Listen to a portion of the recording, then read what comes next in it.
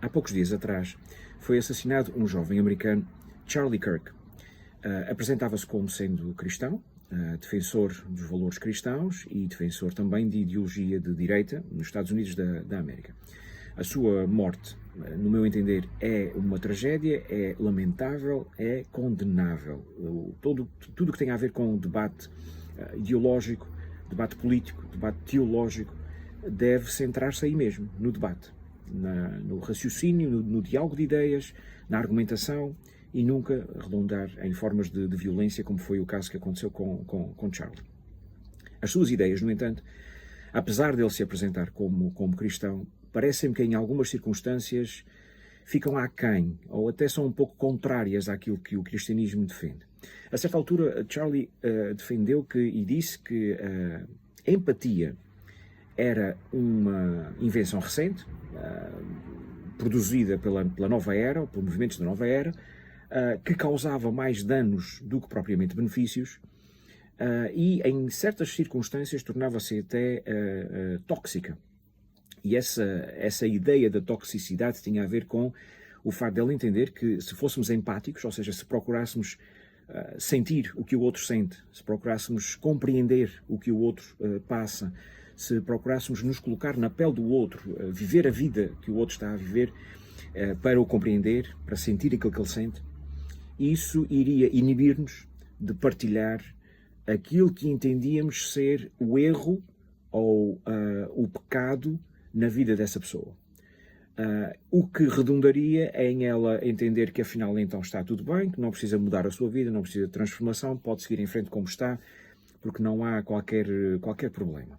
Bom, há várias dificuldades com este tipo de raciocínio, com este tipo de lógica, mas uma delas que penso que é mais evidente, eu diria, é que entra em clara contradição com o ensino do Evangelho, não só por parte de Jesus nos Evangelhos, mas até mesmo por parte de Paulo.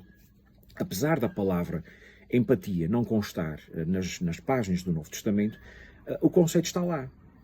Quando Paulo diz para rirmos com os que riem, para chorarmos com os que choram, Paulo está a dizer para sermos empáticos com aqueles que sofrem e com os que estão felizes também. Quando o próprio Jesus teve diversas interações com várias pessoas ao longo dos 3 anos de ministério público, nós encontramos várias situações onde Jesus confrontou de facto a pessoas por causa do seu pecado, mas é curioso porque em nenhuma dessas instâncias, em nenhuma dessas circunstâncias, Jesus começou por aí. Não era essa a sua prioridade, não era esse o seu foco de expor, de denunciar. O seu foco era de trazer transformação à vida das pessoas, de trazer uma vida, de facto, eterna e abundante à vida das pessoas. Mas para isso era preciso primeiro ouvi-las, era preciso compreendê-las, era preciso abrir o coração. No fundo, era preciso ter aquilo que a Bíblia diz que não é o termo empatia, mas é o termo compaixão. E Jesus foi o exemplo máximo desta compaixão.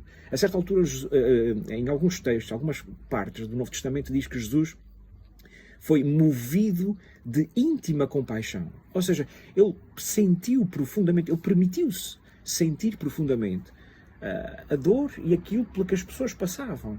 E, portanto, quem somos nós para dizer que isso é uma característica tóxica, uma característica que traz mais dano do que benefício? Jesus viveu-a, Jesus exercitou-a.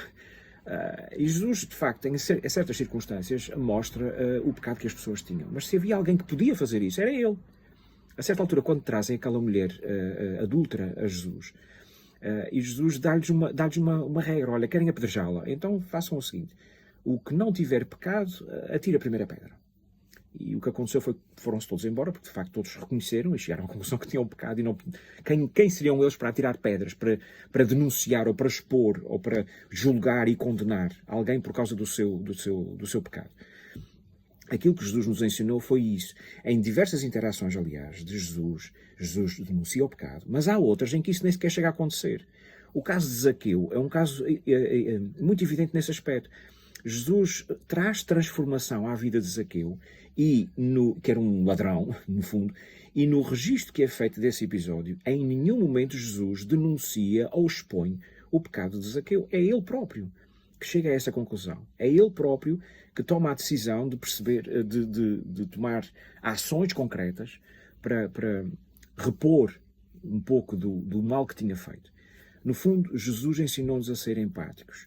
Jesus ensinou-nos a sermos movidos de compaixão. E parece-me que não honra o Evangelho, não é um princípio válido cristão. Colocar um peso negativo sobre a empatia. A empatia tem o seu lugar e tomara nós que vivêssemos cada vez mais preocupados em sentir, em perceber e em compreender aquilo que o outro está a passar e está a sofrer.